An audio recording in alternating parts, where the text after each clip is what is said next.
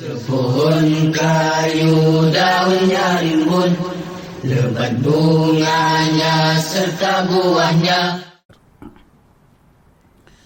Rasulullah sallallahu alaihi wasallam bersabda, "Yanzilu Rabbuna kulla lailatin ila as-sama'i ad-dunya hina yabqa thuluthul lailil akhir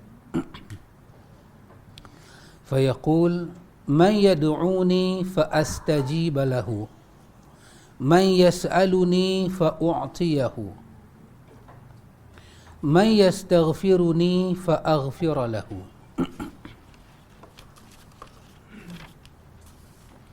Terjemahan dia,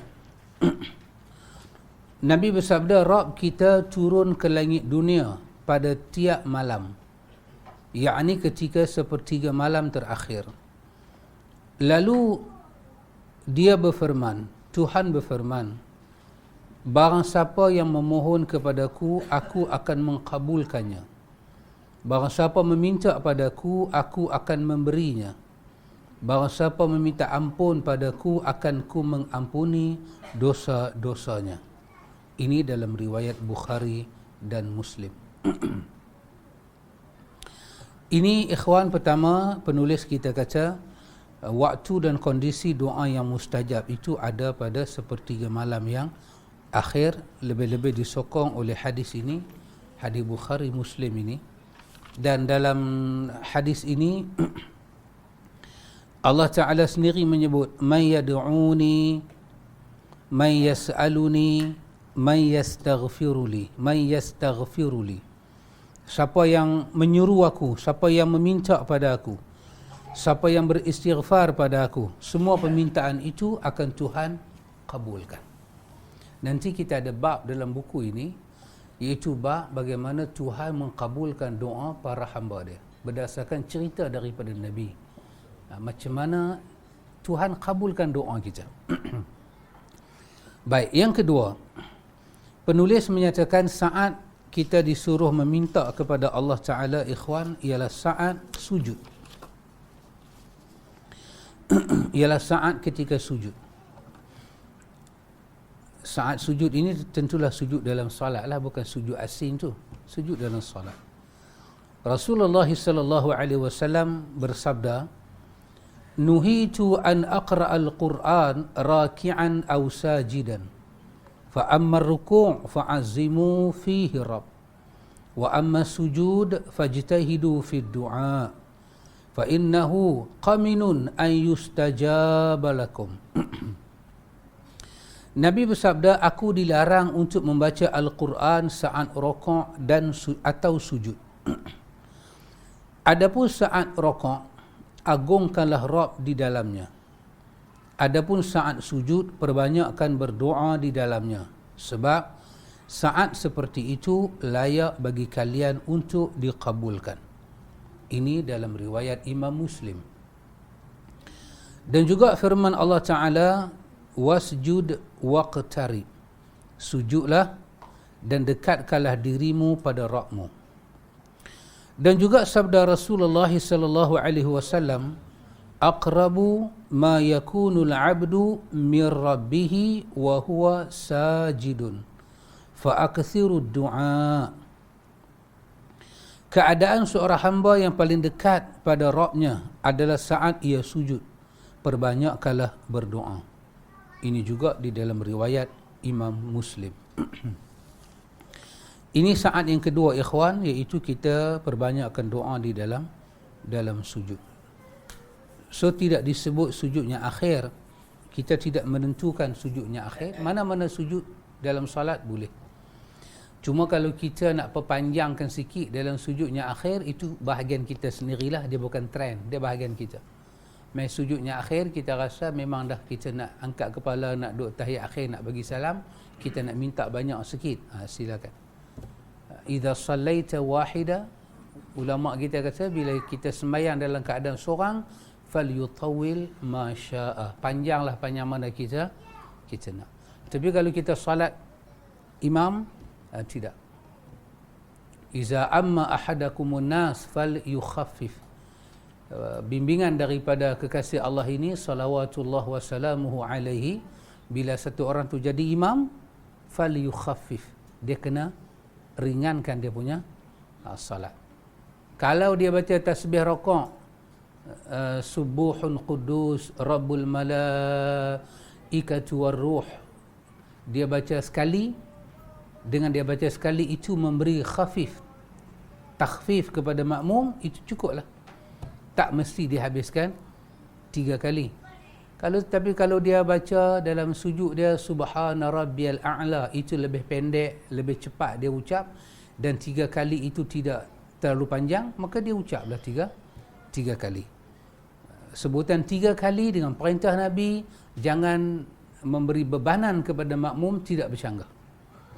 Maka kalau sekali, 2 kali, 3 kali, 3 kali itu darah tinggi lagu dan temperature nak naik, maka imam mesti tidaklah sampai baca 3 kali. Dan itu tidak mengurangkan pahala.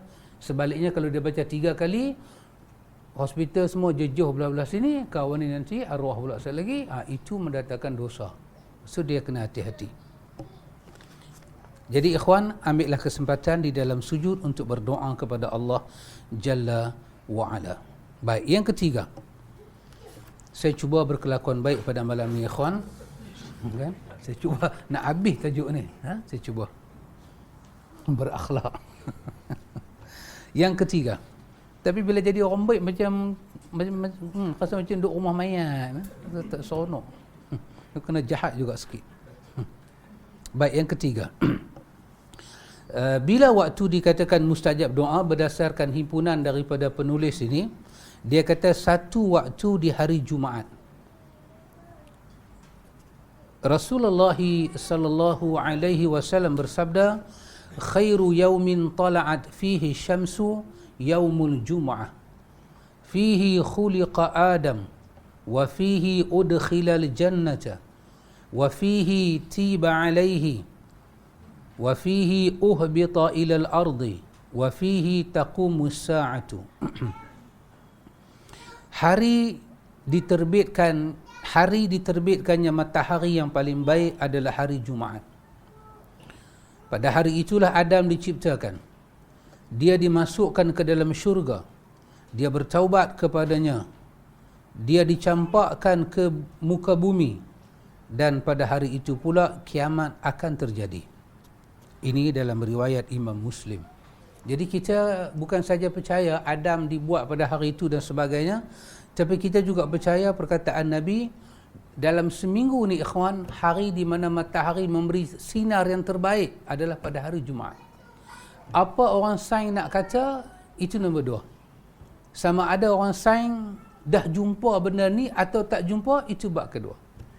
Babnya Nabi kata khairu yaumin tala'at fihi syamsu yaumul Jumaat.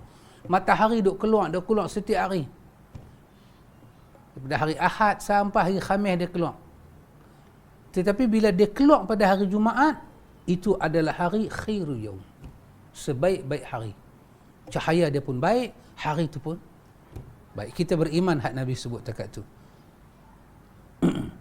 Rasulullah sallallahu alaihi wasallam bersabda, pada hari Jumaat itu ada satu waktu yang apabila seorang Muslim berbaringan dengannya saat melakukan salat dan dia memohon kebaikan pada Allah, pastilah Allah akan memberinya. Beliau berkata dengan memberi isyarat dengan tangan beliau. Kami berkata beliau mengisyaratkan kalau waktu tersebut sangat sempit. Ini dalam riwayat Bukhari dan Muslim. Nabi kata waktu tu suntuk. Hari Jumaat ada satu waktu di mana kalau waktu tu kita pergi semayang ke, tentulah waktu tu waktu solat. Maka siapa yang berdoa dalam solat time tu, maka dia akan dapat apa yang wajabat lahu. Pastilah bagi dia apa yang dia minta kepada Tuhan tu, pasti dia dapat. Dan antum tahu para ulama mula khilaf mencari dalil-dalilnya lain untuk mencari waktu yang agak spesifik daripada statement yang umum ini. Kan Imam Malik dengan pandangannya yang begitu jitu Dia kata selepas waktu asar sehinggalah matahari ghurub. Maka itu orang akan tengok Imam Malik pada hari Jumaat selepas daripada waktu asar, dia tak akan keluar daripada Masjid Madinah. Dia akan beribadat dengan zikir petang dia sampailah masuk waktu maghrib. Dia kata ini time di mana Allah Ta'ala menerima. Dan ulama lain dengan pandangannya lain. Mungkin tuan kitab kita akan kata apa? Baik. Para ulama berbeza pendapat tentang masalah waktu tersebut. Sebahagian dari mereka kata waktu hak Nabi sebut itu adalah saat terbitnya matahari. Pagi Jumaat tu matahari keluar waktu subuh, sudah masuk dah. So kalau doa kita tu memang at par daripada subuh sampai nak maghrib, at par, maka kita akan dapat apa yang kita doakan. Sebahagian dari mereka kata yakni saat terbitnya matahari. Ada yang menyatakan ketika tergelincirnya matahari, yakni ketika masuk waktu Jumaat. Ada yang berpendapat saat azan. Ada yang kata saat khatib naik mimbar lalu berkhutbah. Ada pula yang menyatakan saat orang bangkit hendak salat. Sedangkan kebanyakan para ulama berpendapat waktu tersebut adalah setelah asar. Kemudian mereka juga berbeza pendapat berhubung dengan waktu setelah asar tersebut. Ada berpendapat yakni saat sinar mentari sudah menguning di ufuk barat. Sebahagian mereka berpendapat yakni waktu-waktu akhir pada siang hari. Kata dia pendapat inilah yang benar berdasarkan sabda Nabi sallallahu alaihi wasallam, yaumul jumu'ati sinta asyarah yuridu sa'atan la yujadu muslim yas'alullaha ta'ala syai'an illa atahu Allahu azza wa jal faltamisuha akhir sa'atin ba'dal asr. Terjemahan dia, pada hari Jumaat terdapat 12 waktu. Bila seorang Muslim memohon sesuatu kepada Allah, pastilah Allah akan memberinya. Maka carilah akhir waktu setelah asar. Ini dalam riwayat Abi Daud, dan para ulama kata ada sokongan hadis menilaikan hadis ini dengan hadis yang sahih, terutama Syekh Nasaruddin Al-Albani. Jadi pendeknya ikhwan, waktu sepohon kayu daunnya rimbun, lebat bunganya serta buahnya.